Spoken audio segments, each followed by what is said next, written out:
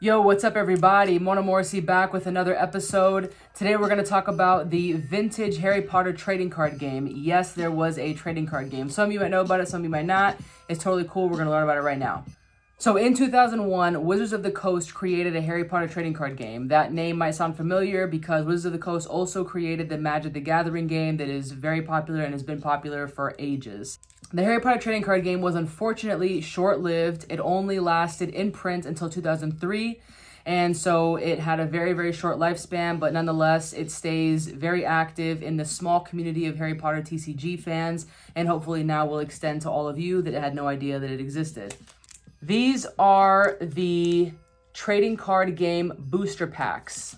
This is base set. This is the very first box that was ever created by Wizards of the Coast. These are what the booster packs look like. And in each booster box came 36 of these. And in each one of these, there are 11 random trading cards. There's usually one rare card in each pack. And as they expanded throughout the expansions, they started to put 2 rare cards in most packs. So you would have a foil card and a non-foil card. This is Quidditch Cup. Quidditch Cup, again, has 11 different cards in it. It introduces matches, so you'll be able to build a deck that can be Quidditch related, like some Hufflepuff Quidditch.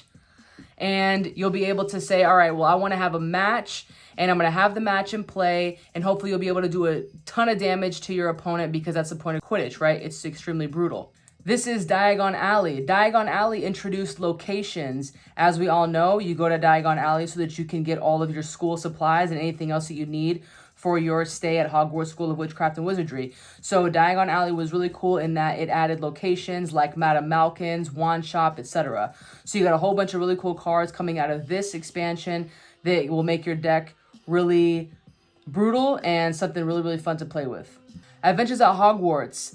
This here is one of my very favorite sets. It didn't introduce adventures, but it definitely expanded on them. So you'll be able to have adventure cards in your deck that allows you to take your opponent on an adventure. So in order for them to accomplish the adventure that is usually extremely annoying, they'll have to solve it some kind of way that is a detriment to them, which advances you in the game. Chamber of Secrets. This is the final expansion that was ever made by Wizards of the Coast. It was printed in 2002, and they stopped printing all of the sets in 2003. Chamber of Secrets has some of the most brutal cards that we'll find in the Harry Potter TCG, but all of the cards are phenomenal. They're very creative. The art on them is absolutely wonderful. I'm going to give you an idea of what some of the cards look like so that you can sort of see for those of you that have never seen them before. These are what spells look like. It's a spell here, and it tells you what it does. These are what creatures look like.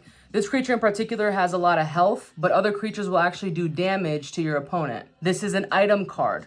Items are either brooms or wands or some other type of item that helps you in some type of way. This one in particular gives you Quidditch power. This is an example of the adventure that I was talking about. There are many adventures and all of them have an effect, how to solve it, and what the opponent's reward is for doing so. In order to play the majority of all of these cards, you're going to need lessons because you have to have the resources and the knowledge in order to use the spells, right? These are the different lessons that you'll find in the Harry Potter TCG. You have Care Magical Creatures, Quidditch, Charms, Transfiguration, and Potions. You and your opponent start with a 60-card deck, and you have one starting character with a total of 61 cards. The whole point of the game is for you to deplete your opponent's deck by doing spells, damage, adventures, etc. It's a phenomenal game, my absolute favorite. And if you're not really into the game, it's always a good option to just collect.